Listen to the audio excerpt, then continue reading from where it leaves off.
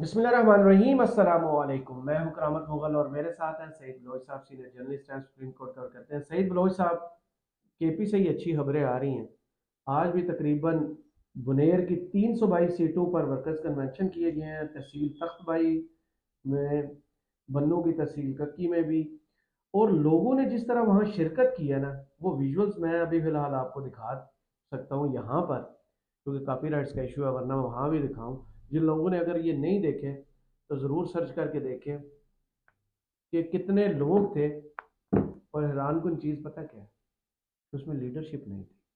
ये तो देखें लीडरशिप के बगैर मैंने अपनी ज़िंदगी में बहुत सी पॉलिटिकल पार्टीज़ के जलसे कवर किए हैं, मिलना जुलना भी रहता है लोगों से, लेकिन ये चीज़ ज़िंदगी में पहली दफ़ा हो रही है कि जलसा गाह भरे हुए हैं, रोड्स ब्लॉक हैं, लीडरशिप नहीं है। और दूसरी जानब जब कल बिलावल भुट्टो ने वो योम तसीस का जलसा किया, उसमें सामने लोग नहीं थे। वो भी पता कैसे पकड़े गए, क्योंकि सामने कैमरा दिखाना भूल गए थे कि सामने लोग जो बैठे हैं उनको दिखाना भी है। देखें, जब फ्रेम ये नहीं होता। फार्मूला, हाँ, ये आपको हमारा पता होगा जो फार्मूला है। मियां मोहम्मद नवाज शरीफ ने फार्मूला मरी में लगाया था या सियालकोट में वर्कर्स कन्वेंशन का लगाया था, वही बिलावल के जलसे पर एक और भी फार्मूला है। जब आपके पास एक जगह पे आप 1000 बंदा इकट्ठा करते हैं, उसको थोड़ा सा पीछे से ना, स्टेज के पीछे से आप शॉट लेते हैं, तो आपको ऐसे लगता है जैसे वो मैं समंदर है। टीवी ही हाँ, वो समंदर है। नहीं, मैं अपने नाजरीन पढ़ को के बता आया रहा हूँ। था। आप तो सर, आपकी तो बात ही क्या है ना। आपने तो टीवी इजाद किया था, बहुत पुरानी हस्ती हैं आप। आपकी ये जुगत बहुत ठंडी सर, थैंक यू। है। अच्छा, अच्छा, मुझे बात बताएं, ये है। बिलावल ने जो कहा है आज, लायर से खिताब कर रहे थे और कहा कि ये जो चौथी मरतबा वजीर आजम बनाने की बातें की जा रही हैं, क्यों? और जो अंसार अब्बासी साहब ने कहा है कि पार्टी ने फैसला कर लिया कि चौथी मरतबा इन्हें वजीर आजम वो बनाना है। देखिए, बिलावल साहब की। यार और मुझे एक मिनट पूरा तो जी करने जी देना, जी जी सवाल तो पूरा जी। करना। 20 दिसंबर तक उनको अपने आप को क्लियर कराना, और लजीजिया रेफरेंस की समात भी उसकी सजा के खिलाफ मुकर्रर कर दी गई है। और मेरे मुहतरम जज साहब जो पेपर वेट हैं इमरान खान के केसों के लिए और यहाँ इंसाफ की होम डिलीवरी के लिए मशहूर है, इसका काहे की जल्दी है? कितनी जल्दी इनको क्लीन चिट देनी है कि चौथी मरतबा वजीर आजम बगैर वोट लिए कैसे बनेंगे? अभी आपने खुद इसका जवाब दिया है, 20 दिसंबर। तक वो तो डेडलाइन है ना हाँ यार, अगर हाँ उन्हें हाँ हाँ। इंतखाबात तो लड़ने हैं उससे तो। पहले हो जाएंगी।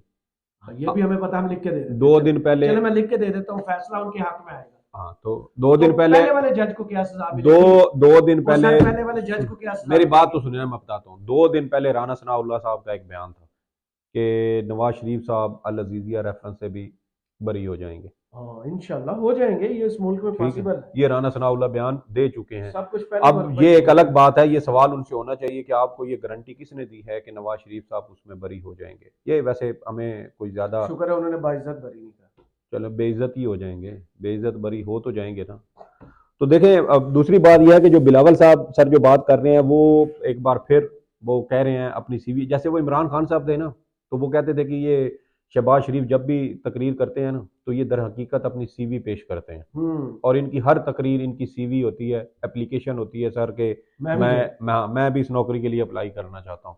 तो बिलावल साहब की आजकल की आप जितनी भी उनकी तकरीरें हैं। सीवी उनके अब्बा ने फाड़ नहीं दी? नहीं, अब्बा ने कुछ और वो किया, लेकिन ये सीवी वाला जो मामला है ना, वो मेरे ख्याल में अभी वो कहीं और अप्लाई कर रहे हैं। अब्बा जी ने उन्हें डांटा जरूर है, लेकिन लेकिन अप्लाई। मना के भी ले आए हाँ, ना यार। वो मना के ले आए कि मेरा पुत्र है, आ जाए, इकलौता है, चाहे नाराज नहीं होते अब्बे से, आ जा शाबाश।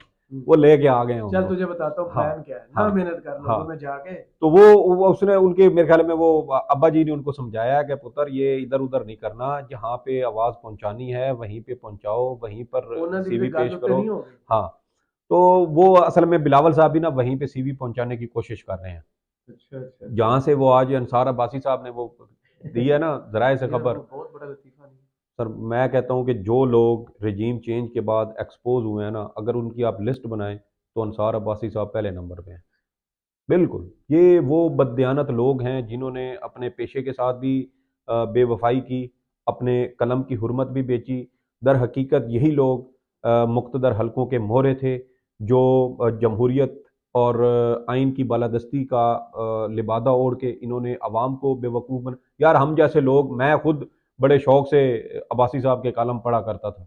लेकिन अब जैसे जैसे अब हम इन चीज़ों को अपनी आंखों से देख रहे हैं तो फिर अब हमें समझ आ रही है कि तो हमें कुछ लोग अभी फुद्दू हैं ना बनाया जो गया। पढ़ते हैं उन्हें यार इस चले चीज में देखें, हम जैसे जिस जहां से गुजर के आए हैं इस तरह जब दीगर लोग भी, अब देखें ना, सोशल मीडिया का यही तो फायदा है। ये लोग जो नौजवानों को कम इल्म कहते हैं, वो आज सारा दिन वो क्लिप वायरल होता रहा है उसका, तलत हुसैन साहब का। हम्म, तलत हुसैन साहब का एक क्लिप वायरल होता है जिसमें वो यूनिवर्सिटी के अंदर गालबन किसी जी जगह जी जी। जाके बच्चों से वो अब पूछ रहे प्रोग्राम हैं। भी नहीं होंगे, जी दूसरा जी प्रोग्राम है जी लम्स के बाद ही। जी जी। तो उसमें जिस तरीके से अब वो बच्चों ने, उनको हम्म, आर्टिकल 19 का पता, उनको इंतखाबात के वक्त पे होने का, भाई जैसे जैसे सवालात वो बच्चे कर रहे हैं, आपकी तो सिटी गुम हो जाती है कि आप उन बच्चों का सामना कैसे करें। तो इसी वजह से इन नौजवानों को इल इन्फॉर्म्ड और पता नहीं क्या क्या, बदतमीज, बदतहजीब नहीं और ये उसमें सारा रिवर्स कुछ। गियर लग चुका है। चले वो जो स्पीकर मर्जी। साहब का एक इंटरव्यू आता है, उन्होंने कहा पढ़े लिखे नौजवान। जी जी, अब वो उन्होंने थोड़ा सा मक्खन लगाने हैं, लेकिन जो कुछ है वो सारा कुछ ये पहले बोल चुके हैं। इमरान खान की जमात को ये जमात नहीं मानते, जमात को ये फितना करार देते हैं, बच्चों को ये उस फितने के पैरोकार मानते हैं, एक कल्ट के नाम से उनको याद करते हैं। फिर और फिर हाँ, और फिर ये साथ ये भी कहते हैं कि नौजवान हमें वोट भी देंगे। तो भाईजान ऐसे नहीं होता।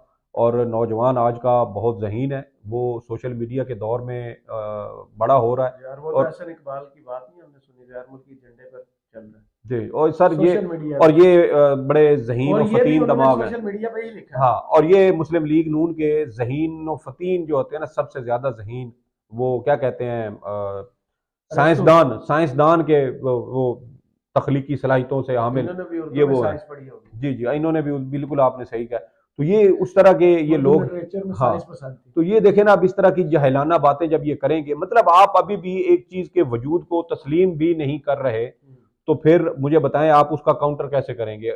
इमरान खान साहब नेशनल मीडिया से आउट है, ब्लैक आउट है मुकम्मल तौर पे। आज भी सिवाय मेरे ख्याल में डॉन के कोई उनका नाम भी नहीं लिखता, चेयरमैन पीटीआई, चेयरमैन पीटीआई, नहीं नहीं, चेयरमैन प्रोग्रामिंग में पीटीआई। हुआ है, न्यूज में थोड़ा। बहुत कम है सर, बहुत कम है। हम्म, लेकिन आप देखें कि इमरान खान साहब का सारा जोर ही सोशल मीडिया के ऊपर है, और सोशल मीडिया को आप कह रहे हैं कि ये गैर उसकी मुल्की एजेंडे बाउंड्रीज पर नहीं है। है ना। टीवी की तो चले बाउंड्रीज है, सर उसकी बाउंड्रीज बाउंड्रीज नहीं, नहीं नहीं है। नहीं नहीं नहीं, ये आप गलत लफ्ज इस्तेमाल कर रहे हैं। बाउंड्रीज नहीं है, कंट्रोल्ड मीडियम है, अखबार भी और टीवी भी, लिमिटेड नहीं, और मैं इसकी डिटेल। फिल्टर आउट की हुई सोशल मीडिया, प्रोपेगेंडा से सर लबरेज जी आप इंफॉर्मेशन होती है। नेगेटिव ले जाते हैं सर बात को। नेगेटिव नहीं है ना, मुझे बताएं मैं टीवी के ऊपर इस्लामाबाद मुस्बत हो क्या रहा है, मुझे ये में बताएं मैं चले। इस्लामाबाद में बैठ के कुछ चीज़ लिखता हूँ, आप पता नहीं किधर उसको ले गया। अमेरिका में उसकी एक्सेस कितनी आसान है। मैं अगर ट्वीट करता हूँ तो मेरा हम्म। अमेरिका में बैठा बंदा देख सकता है, ऑस्ट्रेलिया में देख सकता है, इंडोनेशिया में देख सकता है ना, एट ए टाइम। हाँ हाँ। कोई उसमें नहीं है। टीवी उधर जियो लगा के कौन देखेगा, मैं वो बात कर रहा हूँ कि उसकी नहीं, लिमिट्स आज नहीं है। देखें सारे टीवी चैनल यूट्यूब के ऊपर लाइव चल रहे हैं, दुनिया भर में एक्सेस कोई की नहीं जा देखता सकती है है, यार उसको। देखी, लेकिन हाँ वो नहीं है, वो एक अलग बात है। मैं इसलिए कह रहा हूं कि वहां पर कंट्रोल्ड इंफॉर्मेशन होती है। मुझे बताएं कि इमरान खान साहब के बारे में जब आपने सिर्फ मनफी खबरें देनी है टीवी के ऊपर, तो वो देखने वाले अंधे गूंगे बहरे तो नहीं है ना, कम अकल तो नहीं है वो। नहीं देखते तो लोग। वो भाई समझ जाते हैं कि ये कौन सा, देखें जब ये इस साल के शुरू में जब ये 8 मार्च वाला वाकया हुआ और उसके बाद एयर वाई के ऊपर सख्तियां आई, फिर एयर वाई से मामला बोल न्यूज की तरफ चला गया, फिर बोल के आप देखें सख्तियां आई, बल्कि बोल को बेचना पड़ गया, हालात ये हो चुके थे। तो देखें ना कि लोग कैसे एयर वाई से बोल पे और बोल से वो सोशल मीडिया के ऊपर आए हैं। तो ये चीजें लोग देख लेते हैं, समझ जाते हैं, परख लेते हैं। और अंसार अब्बासी साहब, आज वो जिस तरीके से उन्होंने कहा ना, पार्टी ने फैसला किया, भाई कौन सी पार्टी ने फैसला किया? तो मेरे ख्याल में वो शायद ये कहना चाहते हैं कि चिल्ला पार्टी ने फैसला किया, जिसके साथ शेख रशीद साहब 1 महीने 40 दिन के लिए वो चिल्ला काट के आए थे। वो चिल्ला पार्टी ने फैसला फैसला किया है कि उन्होंने आज देखा नवाज क्या शरीफ किया साहब फिर। को वजीर आजम बनाना है। लेकिन सदर मसला ये है, बाजार में शॉपिंग करने गए हैं कि मेडिसिन लेने गए हैं और लोगों से जफ्फियां डालना शुरू कर दी। शेख साहब, शेख साहब ये काम कर देखें रहे वो हैं। तो फिर अवामी बंदे हैं ना, वो थड़ों पे बैठ के, रेडियो वाले के साथ बैठ के वो खा पी लेते हैं, लोगों के साथ उठक बैठक उनकी होती है। तो वो इस तरह का वो जो है ना अवामी माइंड सेट वाले हैं, तो इसलिए वो गए होंगे वहां पे। लेकिन ये जो अंसार अब्बासी साहब ने ना, ये मेरे ख्याल में एक और फरमाइशी ये चीज़ लिखी है। और पेड इसका, हाँ, कंटेंट। और ये इसका मकसद सिर्फ और सिर्फ नवाज शरीफ साहब के लिए राय आमा बनाना है। लेकिन मामला ये है कि उनके नवाज शरीफ कहने से साहब ने, राय अम्मा बनेगी। नवाज शरीफ साहब ने जो है वो चिल्ला पार्टी को भी साथ मिला लिया, रियासती इदारे उनकी उंगलियों पे नाच रहे हैं, अदालतें उनको होम डिलीवरी इंसाफ की फ्राहम कर रही हैं, और दीगर सारे मामलात भी हो रहे हैं। लेकिन एक चीज़ जो नवाज शरीफ साहब अभी तक मैनेज नहीं कर सके, और वो है अवाम और वोटर। और फैसला अगले आम इंतखाबात में यार वो तो अवाम वहां ने से करना जब है। लंदन से फतह करके चले थे लंदन को, तो हाँ उनको चौथी मरतबा वजीर आजम, 2/3 मेजॉरिटी। तो ये क्या, मुझे एक बात बताएं वो मेरा पहला प्यार अधूरा रह गया वाला काम सर, हो गया। देखें जब आप एक ही बंदे से 3 तलाकें लेने के बाद चौथी बार उसी से मोहब्बत करेंगे ना, तो फिर यही होता है, सीधी सी बात है। क्या हो गया? ये जो हो रहा है इनके साथ, मुझे बताएं कि जब पाकिस्तान आए थे दावा क्या था, 2 तिहाई अक्सरियत तो हमारी लिखी पड़ी है, जलसे कर रहे हैं ना। ठीक है, 2 तिहाई अक्सरियत लिखी पड़ी है, 2 तिहाई अक्सरियत हमने लेनी है। उसके बाद फिर पता चला हो यार हमारी तो हालत माड़ी है, हम तो पूरे पाकिस्तान में 60 सीटें नहीं ले सकते। और फिर कहा गया कि मुस्लिम लीग नून को बार बार ये जो बयान दे रहे हैं। महीना हो गया उन्हें आए हुए। जी जी, 21 अक्टूबर को आए थे। हाँ, 3 दफा मेरे ख्याल में हाँ, सिर्फ कोर्ट से हैं, जी कोर्ट में। जी जी, बाकी तो टाइम फ्री था, फ्री है, तो किधर जलसे है क्यों नहीं किधर है, किए? मंजर आम पर क्यों नहीं आते? मर ही जाते हैं ये लोग। 2-3 दिन पहले पाकिस्तान पीपल्स पार्टी के साबिक गवर्नर पंजाब मखदूम अहमद महमूद साहब की एक वीडियो जारी हुई हाँ, है। उस वीडियो में जारी। 19-20 सेकंड का एक क्लिप है। हाँ, वो क्या कह रहे हैं? वो 70% कहते हैं कि इमरान खान। 70% आवाम इस वक्त इमरान खान के साथ खड़ी है, 30% मुस्लिम लीग नून और दीगर तमाम सियासी जमातों के साथ है। हम 70 का मुकाबला 30 के साथ नहीं कर सकते। और मियाँ साहब की तो हालत उन्होंने ये बताई कि वो आवाम में जा नहीं सकते, वरना नवाज शरीफ साहब क्या ये खामोश बैठते? कम अज कम लाहौर तो घूमते फिरते। निकले ना एक दफा, पता चले। वो शहबाज शरीफ साहब निकले थे ना, फिर उनकी जो गाड़ी के साथ जो हुआ था। सर ये अभी देखें कि अभी भी ये ताकत में है। एक बार जब भरपूर इंतखाबी माहौल बनेगा, ये अवाम इनके गिरेबान पकड़ेगी, ये जा नहीं सकेंगे। इनमें से देखिएगा अक्सर लोग बैरून मुल्क बैठ के अपना इंतखाब ये लड़ेंगे, क्योंकि इनको पता है कि इलेक्शन डे पर अगर टर्न आउट देख लेंगे कि पीटीआई के पोलिंग स्टेशन जो पोलिंग वो है, क्या कहते हैं तो वो उसको। जो कॉलम लिखा गया था सुहेल वड़ाइच की तरफ से, जिसका बड़ा शोर मचा था कि इलेक्शन आगे हो सकते हैं, पोस्टपोन हो सकते हैं, देखिए इसके ऊपर काम सकते हैं। जारी है, इसमें कोई शक नहीं है। हमें पिछले दिनों मुझे सुप्रीम कोर्ट से भी ये खबर मिली कि चीफ जस्टिस काजी फाइज ईसा साहब अपने साथी जजेस जो उनके हम ख्याल जजेस हैं उनके साथ ये मुशावरत करते हुए पाए गए हैं। मेरे ख्याल में सुप्रीम कोर्ट को ये कहा गया है कि भाईजान या इलेक्शन आगे करो तो या फिर आया जाए मार्शाल्लाह। और काजी साहब इसी हवाले से अपने साथी हम ख्याल जजेस से मुशावरत करते हुए पाए गए हैं कि अगर मार्शाल्लाह लगता है तो आप क्या करेंगे।